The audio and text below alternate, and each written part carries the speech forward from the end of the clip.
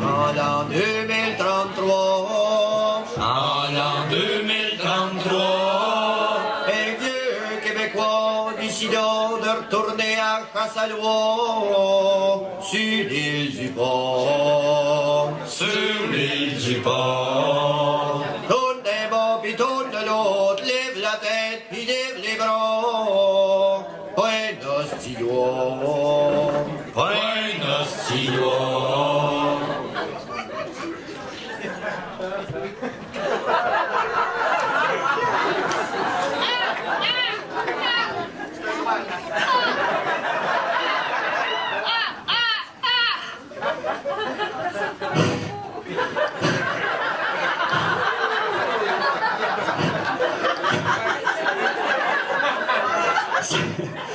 C'était la fête au village à l'étang Burbank. Le comité organisateur était bien sur le nerf. Encore une année de travail et de sueur pour organiser la fête des oiseaux migrateurs. Cette année, le maire avait mis de la pression. Pas seulement des clowns et de pâles ballons, mais un immense chapiteau bleu et blanc qui se voyait même jusqu'au bout du firmament. On avait été chercher pas mal de subventions. On voulait mettre ça à map, la région.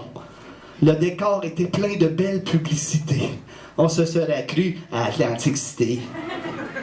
Depuis plus d'un mois, les chapelets étaient sur les cordes à linge. On avait donné aux carmélites des oranges à la caisse. Les prévisions de la météo donnaient de bons présages. Ce serait une belle journée, sans nuages. Et la journée arriva enfin. Le maire était tellement fier, multipliait les poignées de main, gonflées à bloc.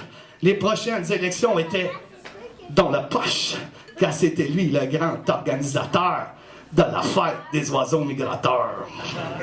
Et la fanfare arriva avec les majorettes. Derrière le défilé des belles corvettes, les chauffeurs causaient les duchesses en cachette, mais indifférentes, elles leur chantaient « Grosse corvette! » Et le député fit son entrée en triomphe. Le monde applaudissa à tout rompre. Il coupa le ruban avec de gros ciseaux et sous le flash des Kodak donna un chèque de 20 pieds de haut. Et le tambour sonna, tout le monde avait les frissons, mais lorsque le rideau tomba, il y eut un oh. Et la gueule du maire tomba de haut, car sur l'eau flotta pas un crisse d'oiseau. Le comité se pognait à deux mains le cerveau. Les seuls invités qu'ils avaient oubliés, erreur, c'était les oiseaux migrateurs. Il y eut un silence au moins de 2 minutes. Le maire, pendant ce temps-là, avala des grosses pilules. Mais un enfant qui était dans l'assistance posait une question un peu embarrassante. « Mais ils viennent d'où, vos oiseaux, généralement? » « Ben, ils viennent de la Nouvelle-Orléans. » Un autre silence se fit entendre.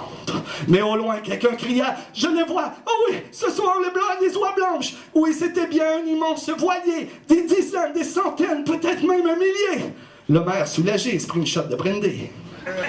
Mais plus les oies s'approchèrent, au grand désespoir, les oies blanches semblaient être toutes noires. Et elles tournèrent en rond avant de se poser près des pancartes des belles publicités. Et les gens découvrirent avec stupeur et étonnement que BP était le plus gros commanditaire de l'événement. Les oies se posèrent en douceur sur l'étang Burbank. Derrière eux coulait comme une marée d'encre. Le chef des oiseaux s'approcha du maire et en sanglots raconta l'histoire de ses pères. Notre maison est couverte d'huile. Notre maison est en train de mourir. Le désastre a eu lieu quasiment irréparable, sans se soucier de mon existence à moi et à mes semblables. Incapable de m'envoler, j'ai les ailes collées au sol. Pendant que vous perdez de l'argent, je suis imbibé de pétrole. Pourquoi cette fois c'est sur moi que ça tombe? Moi je ne suis qu'un oiseau, il n'y aura rien sur ma tombe. On m'a sali la mémoire juste assez pour que je me souvienne que la catastrophe est naturelle, mais que l'erreur est humaine. Je ne demande rien, juste un peu de bonne eau. Tout mon corps souffre, je ne suis plus que lambeau. Tout mon corps souffre, je ne suis plus que corbeau. Et c'est ainsi que se termine cette triste histoire de la fête des oiseaux migrateurs.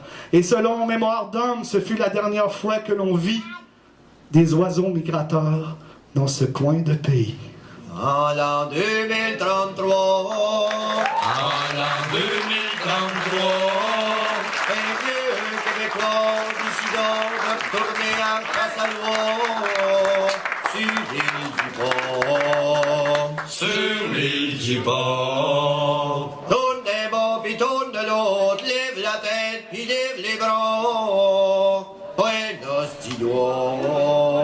Point ostinois. Et